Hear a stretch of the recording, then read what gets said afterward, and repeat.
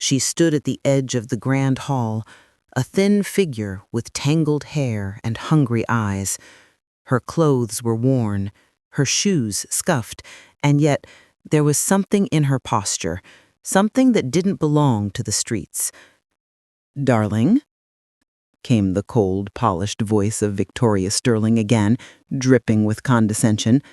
"This is no place for you. If you're hungry, there's a McDonald's 2 blocks away." But Amelia didn't move. She didn't lower her gaze. Her small voice carried more firmness than anyone expected. "I just want to play. One song, in exchange for a plate of food."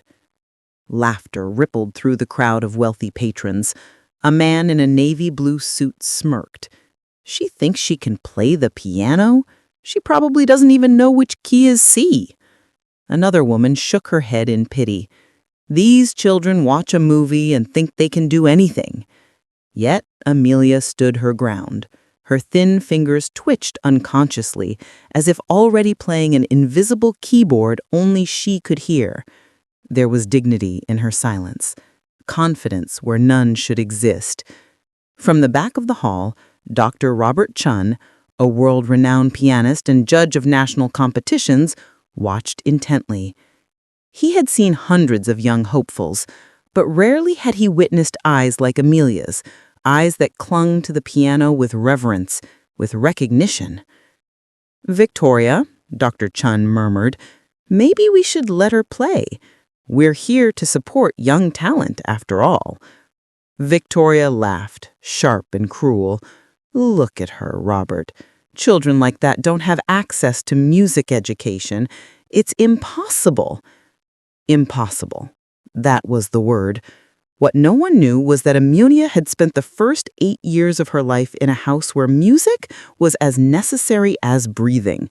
Her grandmother, Betty Washington, had been her only teacher, a gifted classical pianist who was denied recognition because of her skin color.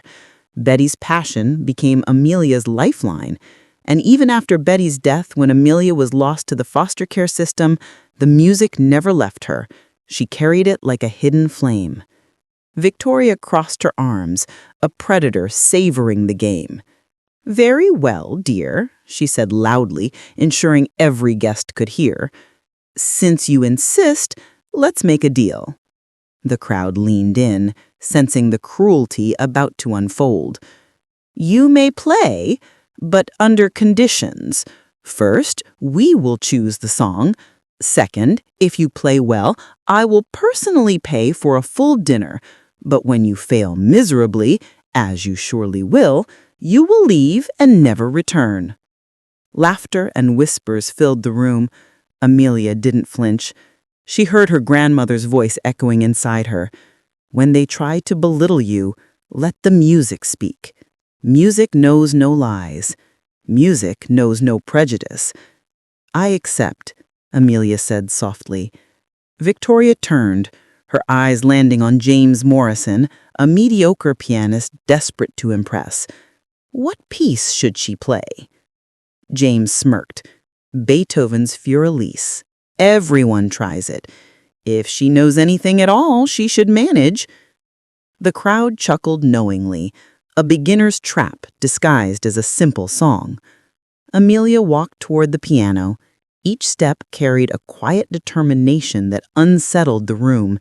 She adjusted the bench with practiced precision. Dr. Chun's breath caught. Those movements, those were not of a novice. Victoria sneered. "Look at her. She doesn't even know how to sit properly." But Dr. Chun saw it clearly. The posture, the hand placement, the poise. Years of training revealed in seconds. Amelia placed her fingers on the keys. For a moment, the room stilled. Then the first note rang out, clear, confident, flawless. The sound cut through the hall like lightning. One note was enough. Dr. Chun felt a shiver run down his spine. That wasn't chance. That was mastery. Amelia began. Each phrase of Furelise flowed effortlessly, her hands moving as though they had been born to the keys. The crowd fell silent. Glasses stilled. Conversations died.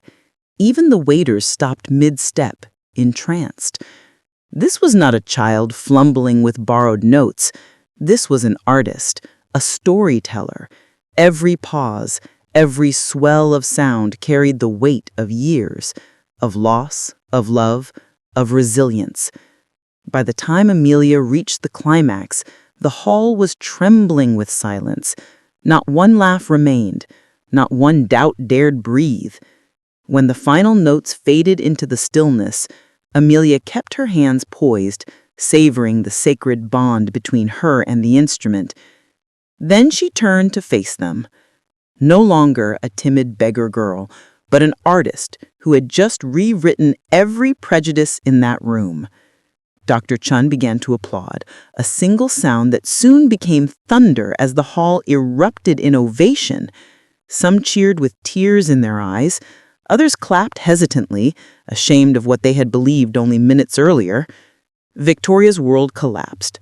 Her cruelty had transformed into her undoing, and then came the final blow. Amelia stood and spoke with calm authority. "My name is Amelia Washington. I am the granddaughter of Betty Washington, one of this nation's greatest pianists. I am also the youngest musician ever accepted into Juilliard's Young Artists program. Next week, I will debut at Carnegie Hall." The room gasped. Whispers darted through the air like fire. And then Amelia revealed the truth. The hidden cameras, the documentary, the millions who would soon see the truth about prejudice and hypocrisy laid bare for the world. Victoria's face drained of color. Every cruel word, every laugh, every sneer had been captured. When Amelia walked out of that hall, she was no longer the hungry child begging for bread. She was a prodigy, a force, a voice for the silenced. And within months, the entire nation knew her name. Victoria's fall was just as swift. Stripped of her influence, her wealth, her reputation, she became the very thing she once despised. Powerless. But Amelia rose. Her music opened doors, created scholarships, and gave countless children like her a chance at the future once denied to her grandmother. And as she stood before the roaring crowd of Carnegie Hall months later, dressed in elegance, her fingers ready to strike the first note, she remembered the night they laughed at her. And she smiled, because in the end, the laughter was theirs. The music was hers.